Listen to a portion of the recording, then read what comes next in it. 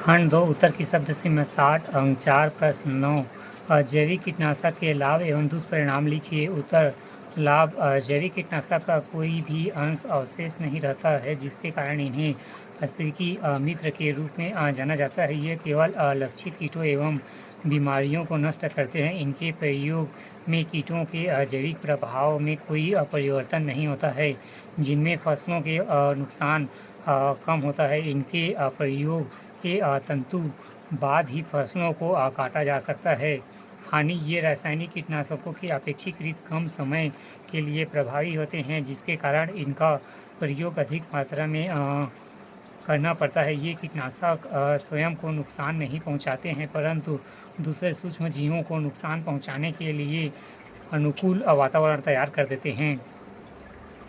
प्रश्न 10 नीम से कीटनाशक बनाने की विधि लिखिए। उत्तर विधि इसके लिए 10 लीटर पानी में 5 किलो नीम की हरी पत्ती या सूखी हुई नींबोली को बारीक पीसकर उसमें 10 लीटर छाछ, 1 किलो पिसा हुआ लहसुन और 1-2 लीटर गौमूत्र को मिलाकर 5 दिनों के लिए भिगा रहने के साथ छोड़ दिया जाता है। हर दिन 2 से 3 बार अच्छी तरह लकड़ी से हिलाकर मिलाया जाता है। यह प्रक्रिया तब तक दोहराई जाती है जब तक इसका रंग दुधिया न हो जाए।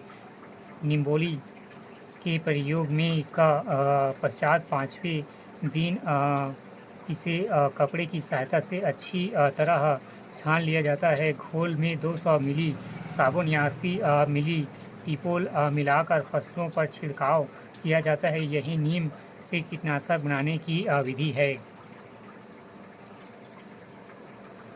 प्रश्न 11 भूमि में उपस्थित मुख्य प्रदूषकों के बारे में लिखिए। उत्तर भूमि अर्थात मृदा की गुणवत्ता और उसकी उर्वरक शक्ति को प्रतिकूल रूप में प्रभावित करने वाले कारक भूमि प्रदूषक कहलाते हैं। मुख्य भूमि प्रदूषक प्लास्टिक, कपड़ा, ग्लास, धातु, सीवेज एवं औद्योगिक मलबा, रासायनिक दवाएं, रासायनिक उर्वरक इत्यादि। प्रभाव पहला भूमि प्रदूषकों से भूमि की उर्वरक शक्ति तथा गुणवत्ता क्षीण हो जाती है। दूसरा इसमें भूमि की उपस्थित फसलों के लिए फायदेमंद सूक्ष्म जीवों को हानि होती है। तीसरा फसलों पर भूमि प्रदूषकों का प्रतिकूल प्रभाव पड़ता है। चौथा मिट्टी संगठन एवं संरचना पर प्रतिकूल प्रभाव पड़ता है। प्रश्न 12 भारत की पादप एवं जैव विविधता के बारे में संक्षेप में लिखिए।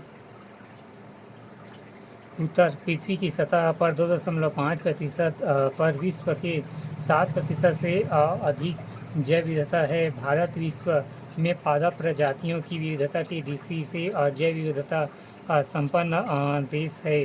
भारत में पौधों की प्रजातियों की संख्या लगभग 47,000 है जो कि विश्व की वनस्पतियों का लगभग 11.8% है। इसमें 17,500 से अधिक फूल वाले पौधे शामिल है जिनमें से 4950 प्रजातियां देश के लिए संस्थानिक एवं भारत में उष्णकटिबंधीय सदाबहार वन से लेकर शीतोष्ण कटिबंधीय तथा शंकुधारी बनाए जाते हैं। इसके अलावा कम वर्षा वाले क्षेत्रों में कटीली झाड़ियाँ भी पाई जाती है।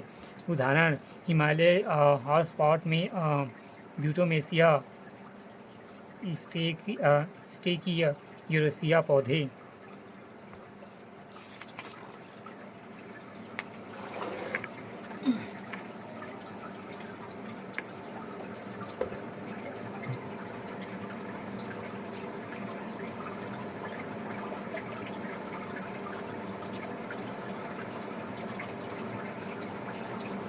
प्रश्न 13 तापीय प्रदूषण के स्रोत के बारे में लिखिए। उत्तर तापीय प्रदूषण तब होता है जब अपशिष्ट ऊष्मा को जल निकाय से भीतर छोड़ दिया जाता है।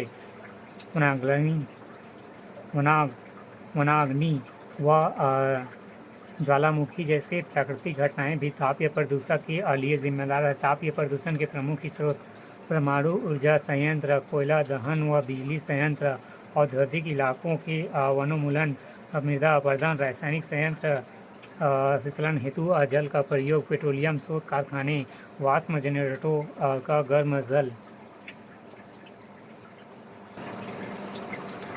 खंड 3 उत्तर की शब्द सीमा 100 अंक 8 प्रश्न 14 भारत में ग्रामीण बाजार के भविष्य पर संक्षिप्त टिप्पणी लिखिए। उत्तर ग्रामीण बाजार विशिष्ट वस्तुओं और सेवाओं के विकास, मूल्य निर्धारण, प्रचार और वितरण की एक प्रक्रिया है जिसमें ग्रामीणों और ग्राहकों के बीच उनके ज़रूरतों और इच्छाओं को पूरा करने के लिए वांछित आदान प्रदान होता है और संगठनात्मक उद्देश्यों की भी प्राप्ति होती है। भारत 130 करोड़ से अधिक आबादी वाला एक विशाल देश है। भारत ग्रामीण बाजार सामाजिक नैतिक परिस्थितियों पर आधारित एक स्वनिर्मित व्यवस्था रही है। ग्रामीण बाजार की पहचान हस्तनिर्मित वस्तुओं, स्थानीय कारीगरों के मिट्टी के बर्तनों, स्नैक्स और क्षेत्र की कुछ विशेषताओं के साथ ही की गई है। ग्रामीण बाजार हमेशा स्थानीय लोगों द्वारा बनाए गए विभिन्न प्रकार के उत्पादों का मिलन स्थल रहा है। ग्रामीण बाजार का भविष्य भारतीय ग्रामीण बाजार हमेशा पूर्वानुमान के लिए जटिल रहा है। इसमें विशिष्टता शामिल है। ये पिछले कुछ वर्षों में लगातार बढ़ रहे हैं। भारत में लगभग 70% आबादी गाँव में रहती है। वे ग्रामीण क्षेत्र में रहने वाले लोगों के जीवन को सुव्यवस्थित करने और गुणवत्ता के उत्थान के लिए मूलभूत सेवाएं प्रदान करके ग्रामीण अर्थव्यवस्था को लाभान्वित करते हैं। हालांकि ग्रामीण बाजार हर विपणन के लिए एक पसंदीदा गंतव्य बना गया है, लेकिन इस बात को भी नकारा नहीं जा सकता है कि इससे बहुत सारी चुनौतियां और जोखिम हैं।